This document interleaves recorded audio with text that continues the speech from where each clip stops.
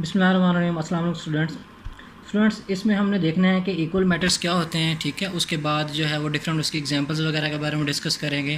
और उसके बाद जब हम मज़ीद एक्सरसाइज वगैरह करेंगे तो उसमें आपको मज़ीद जो है वो चीज़ें क्लियर हो जाएंगी। आप ये हमारी वीडियो देखें, इंशाल्लाह ताला आपको किसी भी एकेडमी में जाने की ज़रूरत नहीं पड़ेगी। आप डिटेल से जो है हम इसको डिस्कस करते हैं, उसकी डेफिनेशन को, उसकी एग्जांपल्स को, ताकि आप लोगों को कोई किसी किस्म का कोई कन्फ्यूजन ना हो। तो सबसे पहले हम चलते हैं कि डेफिनेशंस पे। कि डेफिनेशन हमारे पास क्या है कि let A and B be the two matrix. Suppose कि ए और बी हमारे पास दो मैट्रिक्स हैं। ठीक है, तो then A is said to be equal to B. A जो है वो बी के इक्वल हो जाएगा and is denoted by A is equal to B. इसको हम डिनोट किस तरह करेंगे? A is equal to B if and only if.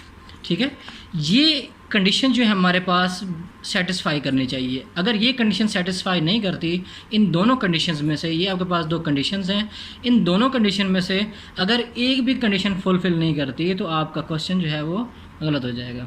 ठीक है, अब देखते हैं कंडीशंस हमारे पास क्या हैं कि order of A equal order of B. अब हमने ऑर्डर के बारे में डिस्कस किया था कि ऑर्डर किस तरह फाइंड आउट करते हैं। ठीक है, अगर कोई आपके पास दो मैट्रिक्स हैं, सबसे पहले कंडीशन के उसका ऑर्डर सेम होना चाहिए दोनों मैट्रिक्स का। ठीक है, दूसरी कंडीशन हमारे पास क्या है? Their corresponding entries. Corresponding entries से क्या मुराद है कि अगर ए मैट्रिक्स में 1 है तो दूसरे भी 1 होनी चाहिए, अगर दूसरे मैट्रिक्स में बी है तो दूसरे भी बी होनी चाहिए। ठीक है, तो एग्जांपल हमारे पास देखें क्या है कि लेट ए एंड बी दो मैट्रिक्स हैं हमारे पास। ठीक है, और यहाँ पे अब फर्स्ट एंट्री देखें, इसका ऑर्डर सबसे पहले ऑर्डर चेक करते हैं। ऑर्डर क्या है इसका ऑर्डर आपके पास है 2/2। ठीक है, और इसका ऑर्डर आपके पास है, ये भी आपके पास 2/2 ऑर्डर है। ठीक है, तो इसका मतलब क्या होगा? फर्स्ट कंडीशन जो हमारी फुलफिल कर गई। दूसरी कंडीशन क्या है? Corresponding entries are equal. Corresponding entries equal होनी चाहिए, मतलब कि यहाँ पे अगर हमारे पास 1 है तो यहाँ भी 1 होना चाहिए, यहाँ पे अगर 2 है तो यहाँ पे भी 2 होना चाहिए। ठीक है, यहाँ पे 3 है तो यहाँ पे भी 3 होना चाहिए, यहाँ 4 है तो यहाँ पे भी 4 होना चाहिए। Corresponding entries are equal, then हम कहेंगे कि A is equal to B. तो ये दोनों मैट्रिक्स जो है वो इक्वल होंगे।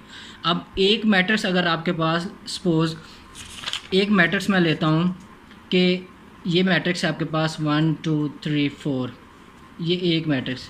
अब आप क्या कहेंगे कि ये किसके इक्वल है? ऐसे तो नहीं ना कह सकते कि ये आपके पास मैट्रिक्स जो है वो फलां के इक्वल है, जबकि आपके पास दूसरा मैट्रिक्स गिवन नहीं है। दो चीज़ें आपस में तब इक्वल होती हैं जब आपके पास दोनों चीज़ें गिवन हो। एक चीज़ अगर आपके पास गिवन हो, आप नहीं बता सकते कि ये इक्वल है। ठीक है, तो यहाँ पे अगर आपके पास मैट्रिक्स ए 1 2 3 है तो यहाँ पे भी आपके पास 1 2 3 ही होना चाहिए। बात क्लियर हो रही है? तो ये आपके पास हम कहेंगे कि a matrix A is equal to B, then A is equal to B.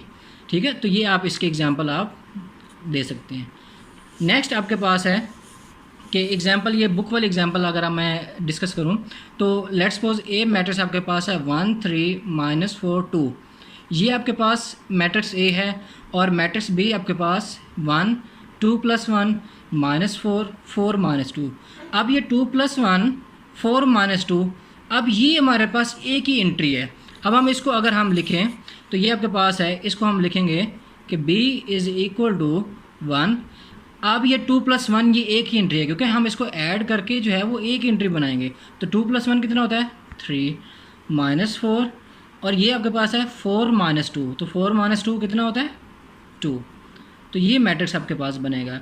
इससे आप बिल्कुल कंफ्यूज नहीं होना कि यहाँ पे अगर हमारे पास प्लस हो रहा है या माइनस हो रहा है, वो हमारे पास एक ही एंट्री होगी। इसको आप सिंगल एंट्री ही काउंट करेंगे। ठीक है, सिंगल एंट्री। तो अब देखें, ए मैट्रिक्स हमारे पास था 1 3 -4 2। अब बी मैट्रिक्स हमारे पास, हमने इसको बनाया है तो क्या हमारे पास बना? 1 3 -4 और ये 2, और ए और बी दोनों सेम है तो हम क्या कह देंगे? Then A is equal to B. इसके बाद मज़ीद जो है वो आप एग्जांपल जो है अपने तरफ से दे सकते हैं इक्वल मैट्रिक्स की।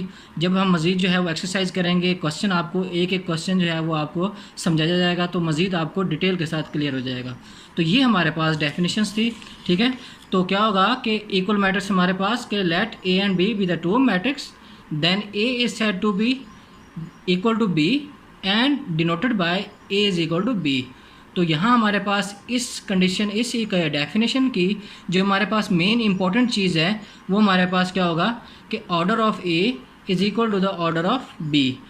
तो दोनों मैट्रिक्स का ऑर्डर सेम हो जाए। अगर आपके पास दो मैट्रिक्स गिवन है तो सबसे पहले आपने उसका ऑर्डर चेक करना है, ऑर्डर उसका सेम होना चाहिए, ठीक है। नेक्स्ट हमारे पास उसकी करस्पॉन्डिंग एंट्रीज, उन दोनों मैट्रिक्स की जो एंट्रीज हैं वो सेम होनी चाहिए, ठीक है। तभी हम कह पाएंगे कि वो दोनों मैट्रिक्स आपके पास इक्वल हैं। तो ये आपके पास जो है वो डेफिनेशंस थी इक्वल मैट्रिक्स की, ठीक है।